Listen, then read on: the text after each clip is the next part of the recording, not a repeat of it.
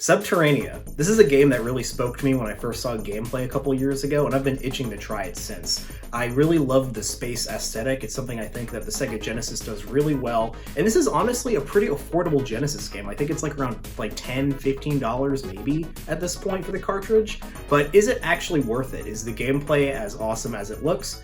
Let's find out.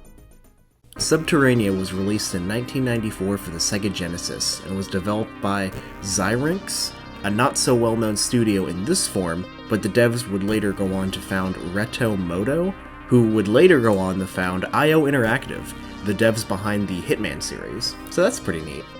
Anyway, Sub-Terrania first stood out to me because of a small clip of gameplay that made it look like Lunar Lander, but with so much more going on.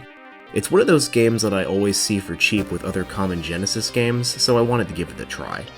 I was drawn to the way the spaceship moves around, and it definitely requires some finesse to get it just right as you navigate 9 missions through various objectives. You have a forward thrust and reverse thrust, and then turning left and right. Just try not to hit any walls. There's no continues, so once you lose all of your lives, it's game over.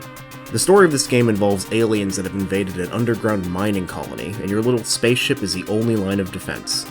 Before each level, you get a little mission briefing explaining what you have to do. These range from picking up sub-upgrades needed to make your ship better, destroying alien bases and some boss enemies, and picking up little miners just like in Choplifter. A big part of the game is exploring and figuring out where your goals are and how to do them efficiently. You have a fuel gauge and a shield gauge, so having a good flight path and not bumping into everything will definitely help you here. You have a basic laser attack and can get other weapons you can switch to, like missiles that do a lot of good damage against those aforementioned bosses.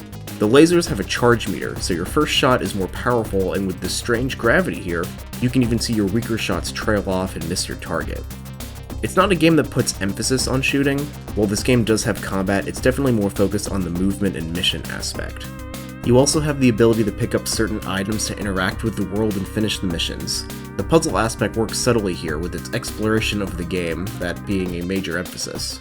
Some levels definitely take a bit of trial and error to figure out, like level 3 with these reflector mirrors you have to pick up and aim throughout the level, or level 5 where you have to find where the hidden sub-tank is by destroying a bunch of these alien bases.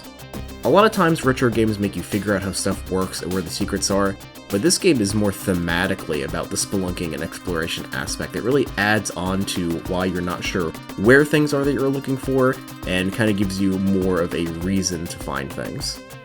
I was really surprised to see some of the game's options here. It has fully customizable controls, and for a console game back in the 90s, that is amazing. It also has a training mode that it looks like it came right out of Super Smash Bros., or maybe the other way around. At the end of the day, Sub-Terrania isn't really that special. Visually and musically, it's about as basic as you can be on the Genesis, but it's a fun pick-up and play game, and as a cool space exploration shooter, you don't get to see a lot of games like it. This game is also incredibly cheap, like under $10 cheap. It was fun to pick this game up after so many years of always running into it while hunting for retro games. I think it's a valid choice for anyone's Sega Genesis collection, and really just wanted to bring more attention to it, as it's rare to get good spaceship games that aren't just shmups, really expensive, or a combination of both. This game even lets you enter in your high score and oh, you can't backspace? Well, I guess I'm swooped now. And that is Sub-Terrania. Let me know what you think in the comments about this game. Should this be a Genesis staple for anyone's Sega Genesis collection? Maybe a hidden gem per se? Let me know, and in the meantime, thank you for watching.